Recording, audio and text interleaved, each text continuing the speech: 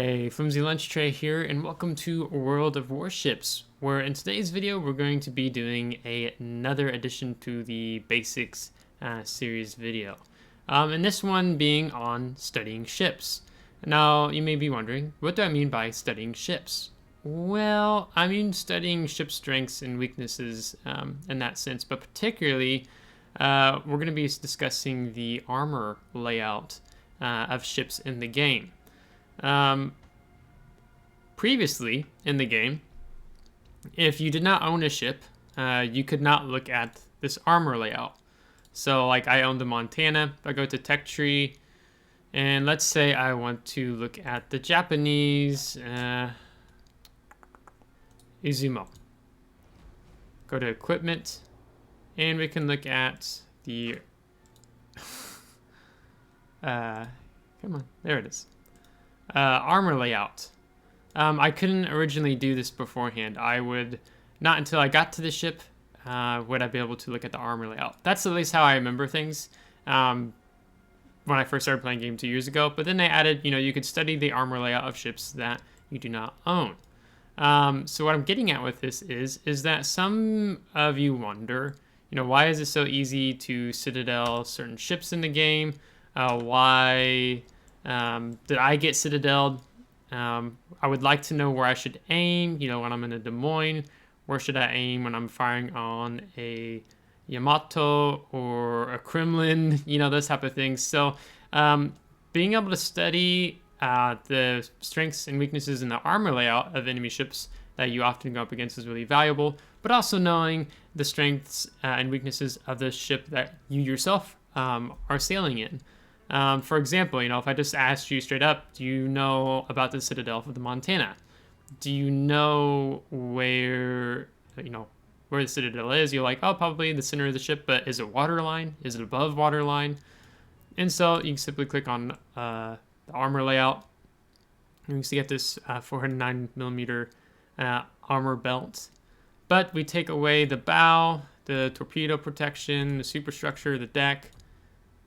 We can't leave the guns up, but you can see the Citadel is basically waterline. When you look at it from this way, you got this additional deck plating, so it's really hard to actually kind of citadel a Montana.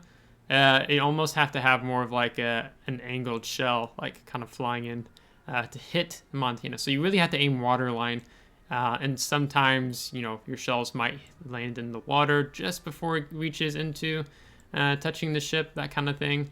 So that is the Citadel on Montana. You can see it's really long, but it's waterline. It's not vulnerable in the sense that it sticks up above the waterline. We can switch to Iowa. Basically the same format going on.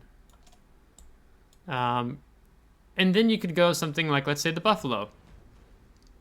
The Buffalo is above waterline. You got this nice section here in the center that comes up. You could even say, well, what about Baltimore?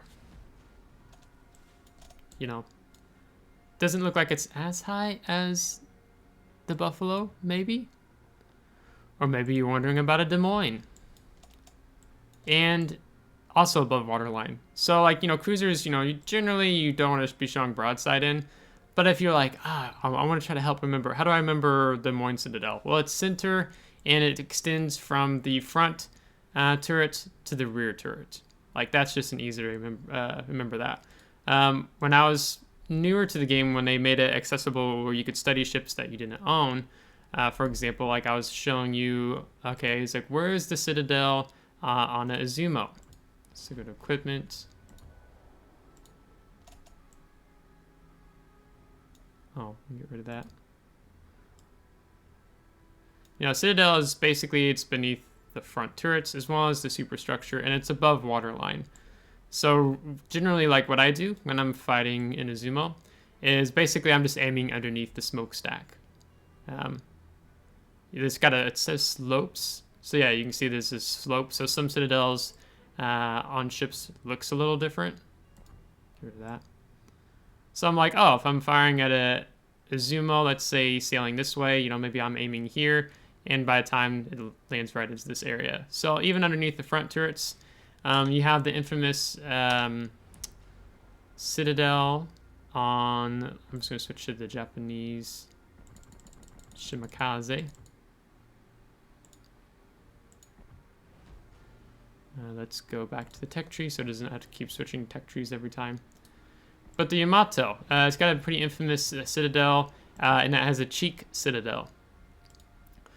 So basically, if you, I mean, of course, the broadside, you can see it's pretty high, but it's sloped a little bit.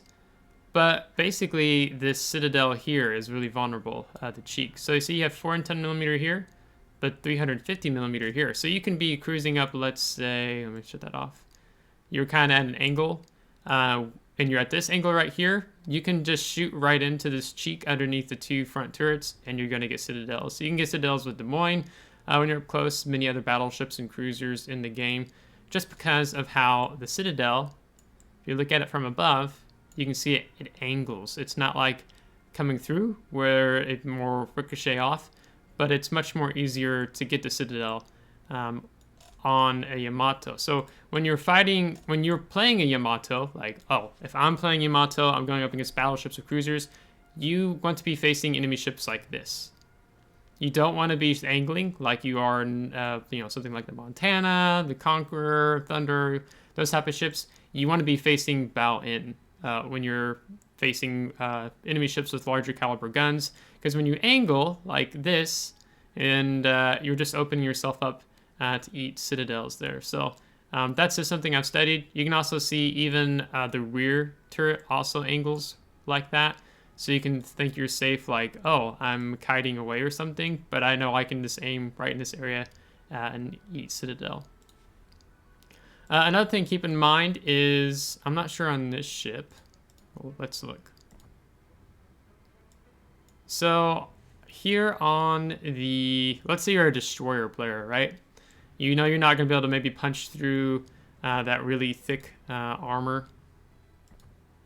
This 410 millimeter armor. Maybe you're not going to get as much damage. But you have this fore-end plating and the aft-end plating that's 32 millimeter. So if I'm in a destroyer like Marceau, gearing, like, I know I can just keep farming, like shooting up the damage through here, just because I know my shells are going to penetrate this area much more than, let's say, something along the side. Probably should switch back to like Montana for that example. Yeah, 32, and like 409 millimeter might be harder to penetrate, but I know I can get some big damage numbers shooting the forward or aft end. Go to something like the Bourgogne, maybe you're wondering about that. 32 millimeter, you can see, let's get rid of this. Citadel, is it just barely peaks above the water? Yeah, just barely. And you can see that, let's see, it's got this torpedo belt protection too. So you get the 32 millimeter side plating, strip that away, and it's a French battleship. It's kind of squishy, right? Let's go back into the tech tree. Let's see, and then you may be wondering about those pesky Russian ships. Like, where is the Citadel on the Petropavlovsk, right? It's it's a tier 10 Russian cruiser, but plays more like a battleship. You're like, where in the world is a Citadel on this guy? Because the hull just sits so low in the water. It's like really close to gearing how high it comes out. And you're like, where in the heck is the Citadel on this guy? So 40 millimeter, 120 millimeter. And then you can kind of study and see where that is. Of course, if we bulk things up a little bit, get some of this side plating, torpedo protection. And you can kind of study it from different angles. Now, there's often, for some reason, in-game, there's these things called hidden plates, where even though, we're looking through all these different armor schemes, there's this other website, I'm not sure what it's called, I can't remember, but you can actually examine what the true armor layout is for ships in the game, because sometimes, like if I take away the bow, or if it's like sometimes there's like these hidden plates that might be like facing forward, or it's harder to citadel battleship cruiser like through the nose. Um, and it's kind of, you're like frustrating. You're like, well, why am I not being able to quite punch through? And sometimes there's these hidden plates in the game, but they don't show it to you in game when you're looking at the armor layout. You can only find it through these other this other website. If you know the name of that website I'm talking to, if you're familiar with it all, throw it in the links or the comment below, or just the name of the website for people to look up.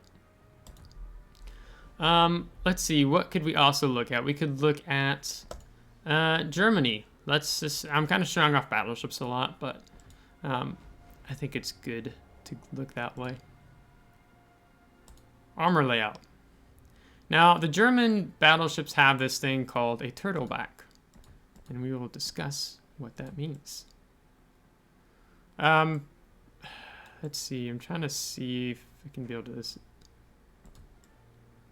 Yeah, I think it's like this is what it's referred to as, where you have like this slope armor coming down, or it's really hard to citadel a German, like, you know, something like Grosse Kurfürst, with shells coming in like this, or even close up. It's really difficult because of that turtleback armor. It's like a shell. It comes down. That's why they call it turtleback, or referred to as in game, or at least I've heard other players talk about it. So it's really hard to actually punch through and hit the citadel on a German battleship. So because you've got to get through this 380 millimeter casemate armor along the belt. We can also look at the aft end plating, and you can see it's not the tried and true typical 32 millimeter on a tier 10 for an aft end. We've got like this 120 millimeter section, then you got the 60 millimeter, and then we've got the 32 millimeter that's like up higher in beneath the waterline. Or you can see 32 millimeter here, so I know as a destroyer player I'll be able to punish this pretty easily, and probably somewhat can get some good damage here. So it gives you an idea. I don't know like the mathematics when it comes to penetration capabilities. Let's see. Let's get an example here.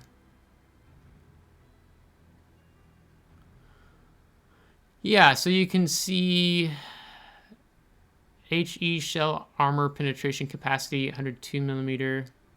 Does it say for AP shell? No.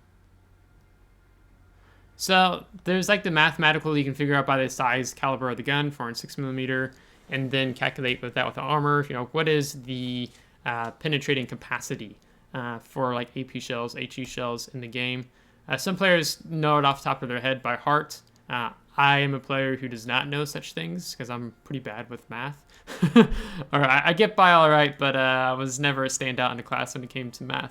But I just know, like, okay, generally speaking, like, I am aware that the Grosse Kurfürst has a turtleback armor scheme, and I know it's going to be difficult to citadel, punch through, so then that might end up affecting my choice of where I aim. Like, I might end up aiming, you know, just kind of the mid, try to get some good pins on the side, because I know the likelihood of getting a citadel is not so good. Or if I'm a destroyer, you know, I can always know I can focus on, you know, get a couple salvos off on the fore-end plating and then the aft-end plating, because you have damage saturation in the game. That's something else that some players don't realize. Let's go to an example of a destroyer. So I'm trying to remember, I had a clanmate of mine send in a video or a replay, and I'm trying to remember what destroyer he was in. I think he was doing like it was a tier 8. We'll use lightning as an example. So when you're looking at the armor layout on destroyers, it's pretty like nothing amazing. You know, 19 millimeter, 13 millimeter. Like, that's all we get. But he hit an enemy destroyer, 4 torpedoes in the midsection. And 4 torpedoes, or maybe even 5 overall, should have killed the enemy destroyer he was going up against, but it didn't. And so he's like, you know, am I imagining things? But then it's like, no, this thing called damage saturation. So if you hit, you can go try this out and what's it, training room, naval training room, whatever. If you have access to that, if you have enough high enough access level, where you can go in and you can just test like, hey, I'm going to pull up alongside another ship and I'm going to dump. Let's say the British destroyers would be a good example because they have single launch torpedoes, and I'm just going to shoot this one part of the ship over and over again. And you'll notice after like the first 2 torpedo hits or something like that, it's not going to do as much damage. Like that section of the ship has been saturated with damage. So then he would have killed, like my clanmate, he would have killed that enemy destroyer if all the torpedoes just hadn't miraculously landed like right in the center of the section of the ship. Like we've got one here, here, here. I mean, even 2 in the center and 1 on the nose. He would have just destroyed that enemy destroyer. But they all landed in the same spot, and he didn't get the kill. So that's like when I was talking about with battleships. That's why often you'll see players and destroyers, like maybe you see someone shooting you. If I go up against you and I'm a destroyer, I'll be doing this to you. But say I'm a destroyer and I'm coming alongside you, something like that. I'm going to shoot your nose several times with several AP volleys. Because I can get, if that area hasn't been really damage saturated, it's pretty rich for me to get damage from. And then as I sail past you, I'm going to be eating up your side, and then I'm going to be shooting your aft end plating. And I'll get really good damage numbers versus just trying to hit one section of the ship over and over again. Because often, the superstructure can get pretty damage saturated really quickly with fires, so on and so forth. So that's why you may see a destroyer player do that to you. Or maybe some of you even do that yourself when you are in a destroyer and tagging along. What about even like, let's say, for example, the new battleship line that they added some time ago, like the Vermont. Now this is an interesting ship because this ship is just round, right? If you're facing off like this direction, you're basically broadside just because of how round the ship is. You're looking at the back, like it's just round. Like, I can be off in a distance shooting, and it's like I'm almost shooting broadside, even though I'm like this. It's because it's such a round ship. So if we look at the armor layout, let's take away the torpedo protection, take away the deck, the guns, and I can see the Citadel is just barely above waterline. Now look at the nose and aft end plating. Yeah, the typical 32 millimeter. And then we can even layer. So, sometimes it's nice when you just get to strip away other parts of the ship when you click between the different ones and just kind of recognize where the strong points of a ship is. For example, let's go look at a Kremlin. It's like I'm looking for Russia. USSR. Go to equipment. I could just click preview ship. Kremlin, the tank tier 10 battleship. Pop armor layout. Pull up Citadel. So 410, and you got 430 millimeter underneath the guns. So it's like, okay, it's an above waterline Citadel. Let's take away the front. So yeah, so we get to study there a bit. So if I'm aiming at a Kremlin, I know, okay, just above waterline is where the Citadel is. And it's difficult to Citadel a Kremlin. It is possible, but it's difficult. Okay, what about let's mess around. Let's go look at the Minotaur. Now, those of you who know the Minotaur well, knows that this thing eats Citadels for breakfast, or maybe it's actually a 4-course meal every day, because the Citadel is massive. So it extends all the way from the front turrets to the rear turrets, and it comes up even higher. So that's like why in a Minotaur, you definitely don't want to be showing broadside. Like if you're gonna start shooting, like you smoke up and you make sure your smoke's concealing you, and then start opening up with your these guns, because these guns are definitely, Minotaur is a very capable ship. However, because of how strong she is, they had to have a weakness to the ship, and that's basically in the form of the Citadel. It's a very, very squishy ship. 16 millimeter front and aft end. Yeah, 16 millimeter there. Even the guns don't have a lot of armor, right? Because when you look at guns, you can have different armor thicknesses.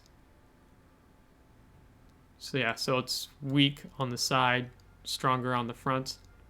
It's typical for most turrets. So you can knock out the turrets even on a Minotaur pretty well. So I'm like, oh, studying that. So now I know, hey, if he's not looking at me, like let's say his guns are facing forward or the enemy Minotaur is looking that way, I know I only have to punch through 51 millimeters, which means I have much more likely to knock out the main battery on an enemy cruiser. Another thing, keep in mind, for example, with the Minotaur, basically you always want to angle. Like, okay, see this? Let's pop out. Like that is a flat booty, right? When I pop open the armor layout, it doesn't take very much to punch through because all it has to do is just punch through this 16 millimeter plating, and you can just get citadeled while just the shell travels in and wham, or even through the deck, right? I've been citadeled through the deck. Let's pop open the deck. 16 millimeter deck, a citadel or an AP shell flies through, bam. AP shell flies through the front, travels through the 16 millimeter plating, bam, citadel. So you never want to be like, if there's an enemy Yamato, or you're just screwed if it's a Yamato. Let's say like North Carolina, Massachusetts or something. If he's right here, you don't want to be sailing straight away. You want to be angled. So then he's got like this angled target, so you're much more likely to be able to like bounce it off the belt. Hopefully. So there's just an example of like that. Something like the Des Moines. So U.S. cruiser tier 10.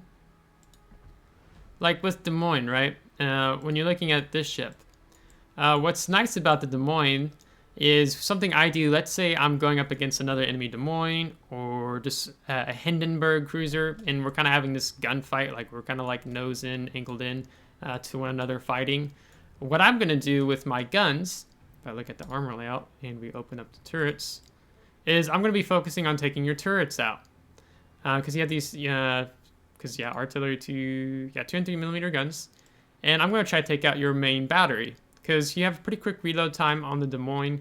And if I can knock out your main battery, and my main battery is still firing, that means I'm going to take less damage.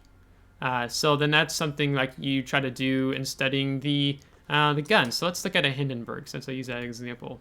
What kind of armor does a Hindenburg have with its guns?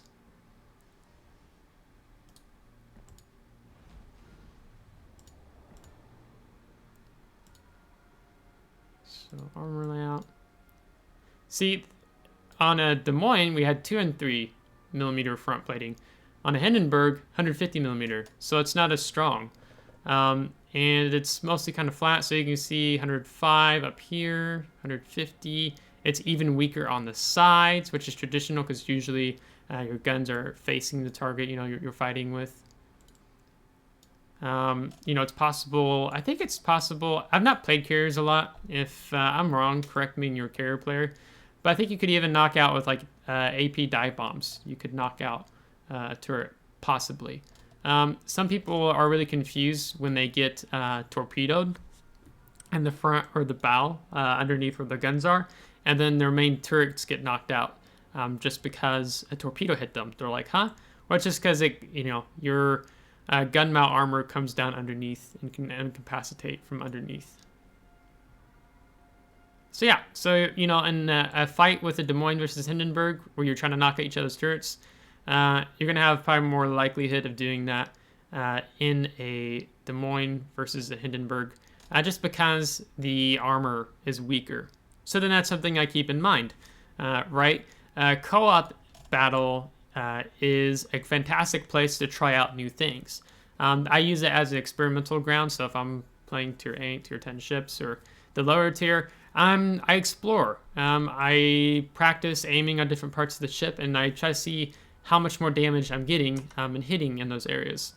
So I do want to wrap this video up, but there's 2 more things I want to do. So you could be wondering, what about these new Dutch cruisers? What's the story on these guys? Okay, so let's look at the tier 10 Golden Liu, the Golden Lion. Citadel just above waterline, and it comes all the way past the rear gun turret, but only up halfway to the front. So then that's something you get to keep in mind. I'm going to assume that the others are probably similar to that. Let's look at the tier 8, the Harlem.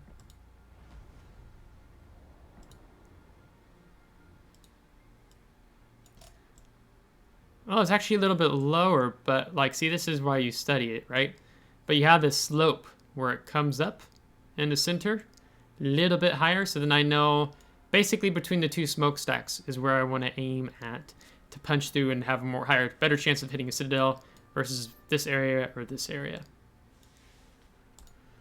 So like I said, co-op is a great place to try it out because the battles are quick.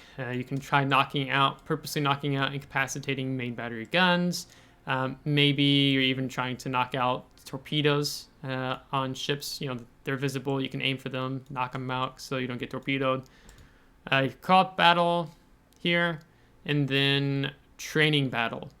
So you can set up your own training room, create a battle. And let's say I wanted to make this one private. 1, 2, 3.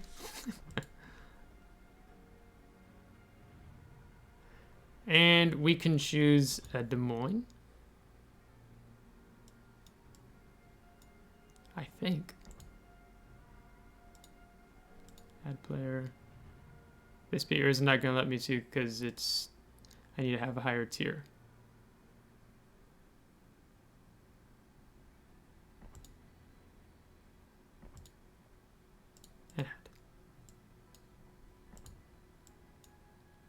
Oh yeah, here it is.